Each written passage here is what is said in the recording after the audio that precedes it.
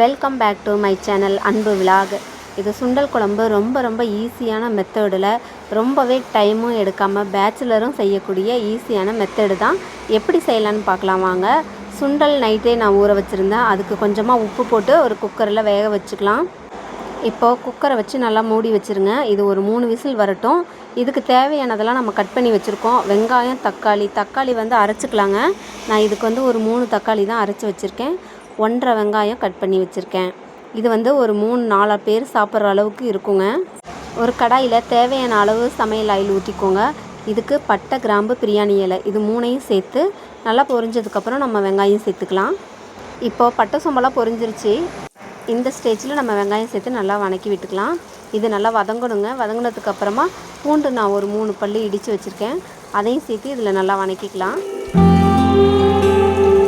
இது கூட நம்ம ஒரு கொத்து கருவேப்பிலை சேர்த்துக்கலாம். கருவேப்பிலை சேர்த்து நல்லா வதக்கி விடுங்க. இது வதங்கினதுக்கப்புறமா நம்ம 3 தக்காளி அரைச்சி வச்சுருக்கோம்ல, அதையும் இது கூட சேர்த்து நல்லா கலக்கி விடுங்க. அடுப்பை சிம்மில் வச்சே கலந்து விட்டுக்கோங்க. அப்போ தான் நமக்கு கரெக்டாக இருக்கும். அடி பிடிக்காமல் எந்த ஒரு தீஞ்ச ஸ்மெல்லும் வராமல் கரெக்டான பதத்தில் இருக்கும். இது நல்லா கலந்து விட்ட பிறகு நமக்கு இதுக்கு தேவையானதெல்லாம் சேர்த்துக்கலாம். இப்போது கொதிக்க ஆரம்பிச்சிருச்சு. இதுக்கு தேவையான அளவு நம்ம உப்பு சேர்த்துக்கலாம். உப்பு கம்மியாகவே சேர்த்துக்கோங்க. தேவைப்பட்டால் நம்ம மறுபடியும் சேர்த்துக்கலாம். கொஞ்சமாக மஞ்சள்தூள் சேர்த்துக்கோங்க. அப்புறம் நம்ம குழம்புக்கெல்லாம் போடுவோம்ல, மிளகாத்தூள், காரக்குழம்பு, புளிக்குழம்புக்கெல்லாம் போடுவோம்ல, அந்த மிளகாத்தூள் இதுக்கு சேர்த்துக்கலாம். இது எல்லாமே நான் வீட்டில் அரைச்சி வச்சுருக்கேங்க. அதை தான் நம்ம சேர்த்துக்கிறோம்.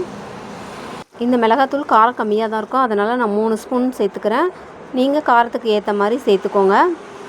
இது அப்படியே கொஞ்சம் கொதிக்க ஆரம்பிக்கட்டும். அந்த ஸ்டேஜில் நம்ம வந்து சுண்டல் சேர்த்துக்கலாம். இந்த ஸ்டேஜில் நம்ம வேக வச்ச சுண்டலை சேர்த்துக்கலாம். அதில் உள்ள தண்ணியும் இதிலே ஊற்றிடுங்க. இந்த குழம்பு செய்கிறது ரொம்பவே ஈஸி தான். ட்ரை பண்ணி பாருங்கள். இதோட டேஸ்ட்டு ரொம்பவே சூப்பராக இருக்கும். ஒரு டைம் செஞ்சு பார்த்துட்டு எப்படி இருக்குன்னு கமெண்ட் பாக்ஸில் மறக்காமல் சொல்லுங்கள். இப்போ வந்து நம்ம கலந்து விட்டு இதை மூடி வச்சுக்கலாங்க. இது ஒரு 5 நிமிஷம் அப்படியே கொதிக்கட்டும். ரொம்ப நேரம் கொதிக்கணும்லாம் அவசியம் இல்லை. ஏற்கனவே சுண்டல் வெந்திருக்கிறது தான் நம்ம இதில் கலந்துருக்கோம். இந்த மிளகாத்தூள் ஸ்மெல் போகிற வரைக்கும் மட்டும் கொதிக்கட்டுங்க. இதுக்கு இப்போ நம்ம புளி சேர்க்க போகிறோம். ஒரு நெல்லிக்காய் சைஸ் மட்டும் புளி கொஞ்சமாக சேர்த்துக்கோங்க. இதில் இது கலந்து விட்டு நல்லா கொதிக்கட்டுங்க. இது கொதிஞ்சதுக்கப்புறம் நம்ம வந்து குழம்பு அவ்வளோதான், ஆஃப் பண்ணிக்கலாம். இதுக்கு கொத்தமல்லி தழை தூவி இறக்கிக்கோங்க. ரொம்பவே சூப்பராக இருக்கும்.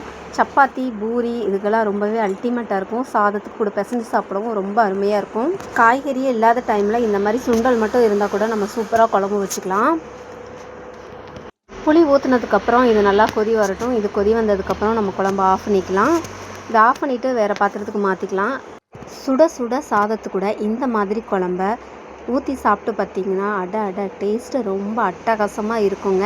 சில குழம்பு நம்ம வீட்டில் எத்தனை தடவை செஞ்சாலும் அழுக்கவே அழுக்காது. அதில் இந்த சுண்டல் குழம்பும் ஒன்று. ஓகேங்க, சேனல் பார்க்குறவங்க மறக்காமல் சப்ஸ்கிரைப் பண்ணிக்கோங்க. தேங்க்யூ.